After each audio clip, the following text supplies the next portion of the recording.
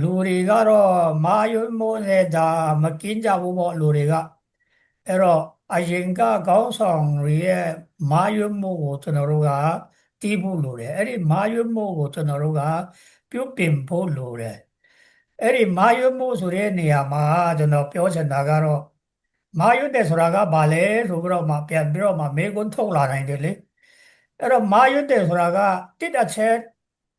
NNC ကအလေးပုံပြီးဆိုပြီးတော့မှအလေးပုံပဲတဲ့အလေးပုံပြီးဆိုပြီးတော့မှကြေညာခဲ့တာမှားတယ် NSC ဆိုရှယ်လစ်အစိုးရကိုမဖွဲ့စည်းပါနဲ့ဖွဲ့စည်းလို့ရှင်တော့မှားမယ်နာကတွေးကချောင်းလို့စီးပဲဆိုပြီးတော့ကျွန်တော်တို့သူတို့ကို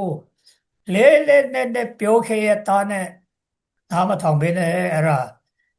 NSC ကိုအတင်းအဓမ္မဖွဲ့စည်းခဲ့တာဒါမှားတယ်အဲ့တော့မားတဲ့နောက်ပိုင်းမှာ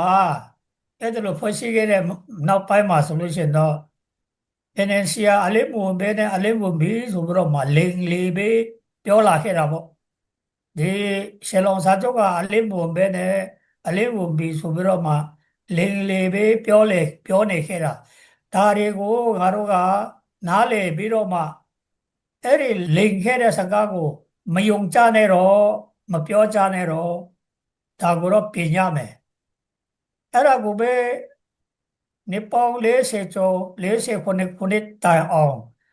NNC အလင်းဝင်ပြီးဟေလောင်စာချုပ်ကအလင်းဝင်ပြီးလို့1980မှာပြောခဲ့တဲ့စကားအတိုင်းပဲတော့နေမယ်ဆိုလို့ရှိရင်ဘာအကျိုးရှိမလဲလူများပေါ်မှာမတရားဆွဆွဲပြီးတော့မှလူများတွေကိုတတ်ခဲ့တာဒါလည်းမကောင်းဘူးအဲ့ဒါတွေကိုငါတို့ကပြန်ပြီးတော့ပြင်ဖို့လိုတာတော့ပေါ့ဒါတစ်ချက်ဟောအရင်တော့ကဒီ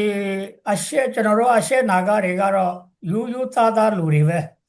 အဲ့တော့လူများပြောတိုင်းယုံခဲ့တယ်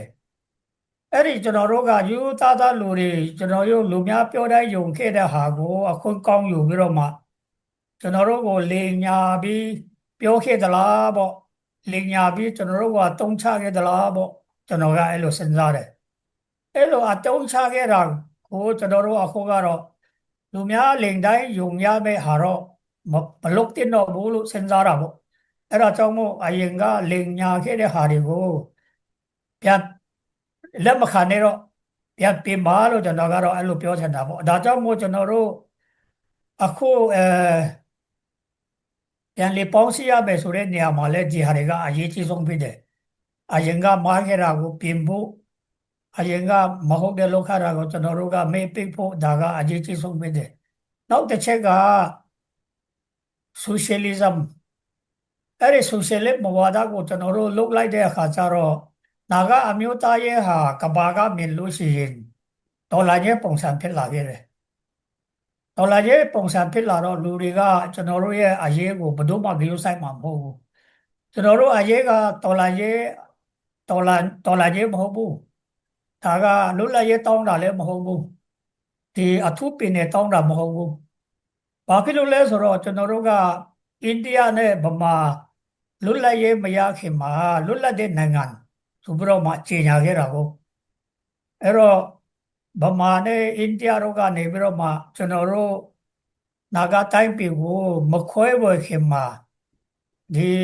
စန္ဒခံယူပွဲ1950မှာစန္ဒခံယူပွဲကိုကျင်းပပြီးတော့မှအဲ့ဒီစန္ဒခံယူပွဲမှာဟိုးဖိုးဖားကအတိုင်းရှေးဘဝတနေကအတိုင်းပဲနာဂဟာလွတ်လပ်တဲ့နိုင်ငံအဖြစ်နဲ့ပဲရပ်တည်မယ်ဆိုပြီးတော့မှအလုံးကဂတိကဝတ်လက်ပေါ်ညက်ပြီးတော့မှပေးခဲ့တယ်လေအဲ့တော့ကျွန်တော်တို့ဒါတွေကိုလုတ်ခဲ့ပြီးသားဆိုတော့ကျွန်တော်တို့ကအခုလွတ်လပ်ရေးတောင်းတဲ့ပုံစံမျိုးဒီမူဝါဒတော်လှန်ရေးပုံစံမျိုး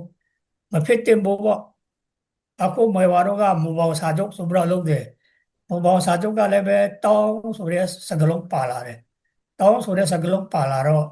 ကျွန်တော်တို့ရဲ့အရေးကအိန္ဒိယနိုင်ငံရဲ့အရေးပုံစံဖြစ်သွားတာပေါ့ပြဿနာဖြေရှင်းမယ်ဆိုလို့ရှိရင်အိန္ဒိယအခြေခံဥပဒေအောက်မှာပဲဖြစ်ရှင်းမယ်ဆိုတဲ့ပုံစံမျိုးဖြစ်သွားတာပေါ့တောင်းဆိုတဲ့ပြောပြီးတော့မှဒီအဲကိုပိုင်အုပ်ချုပ်ခွင့်တောင်းတယ်အလံတောင်းတယ်နောက်ပြီးတော့မှအခြေခံဥပဒေတောင်းတယ်ဆိုတာတောင်းဆိုတဲ့လာတဲ့ခါကျတော့အိန္ဒိယနိုင်ငံရဲ့ပြည်သူ့ရေးပုံစံနဲ့ ကဘာကမြင်လာတာကိုအဲ့ဒါကြောင့်မို့ဒီအရင်ကမှားယွင်းခဲ့တာတွေကဒါတွေဖြစ်တယ်အဲ့ဒါကြောင့်မို့ကျွန်တော်တို့အခုပြန်ပြီးတော့မှပြင်ရမယ်ဆိုလို့ရှိရင်အဲ့ဒီမှားယွင်းခဲ့တဲ့ဟာကိုအခုလူငယ်တွေကပြင်ဖို့လိုတယ်အဲ့ဒါကိုမပြင်ဘဲနဲ့တောမယ်ဆိုလို့ရှိရင်တော့ဒါကအကျိုးရှိမှာမဟုတ်ဘူးအဲ့ဒါကျွန်တော်ပြောချင်တာကအဲ့ဒါပဲเนาะ